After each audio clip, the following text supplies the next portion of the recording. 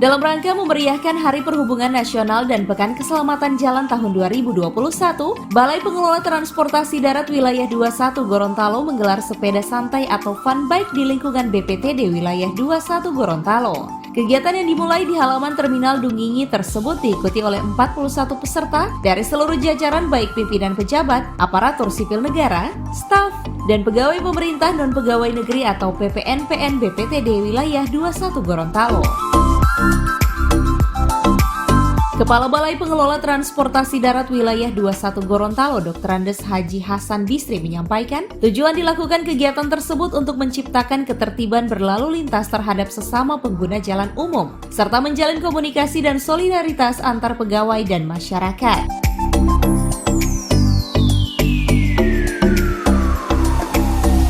Adapun peserta yang mengikuti fun bike tersebut masing-masing diberikan cenderamata dan kupon undian door prize berupa 2 sepeda santai yang akan diundi dalam acara puncak. Ini kegiatan fun bike yang diikuti kurang lebih 41 peserta. Semua dari pimpinan, pejabat, staf, ASN maupun PPNPM BPTD Wilayah 21 Gorontalo. Dengan jarak tempuh kurang lebih 10 km. Ya, ini Pak untuk ini jelang Hari Perhubungan Nasional Pak, atau memang sudah memasuki Hari Perhubungan Nasional Pak untuk global? Ya, hari ini merupakan hari terkait dengan kita gabungkan pelaksanaan Pekan Keselamatan Jalan dan hari H ini adalah Hari Perhubungan yang jatuh pada tanggal 17 September 2021. Iya. Berapa orang yang mengikuti Pak lomba ini? Ya, lomba ini diikuti 41 orang, terdiri dari bapak-bapak dan ibu-ibu. Ini Pak, ada apa?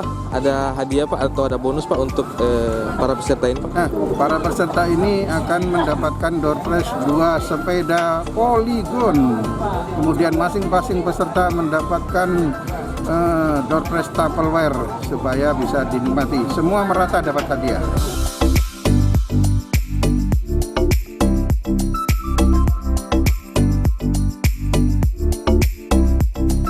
Dirinya berharap dalam Harhubnas tersebut kegiatan transportasi darat, laut maupun udara dapat berjalan maksimal, aman, nyaman, lancar dan terjangkau oleh masyarakat khususnya di dalam kondisi pandemi COVID-19.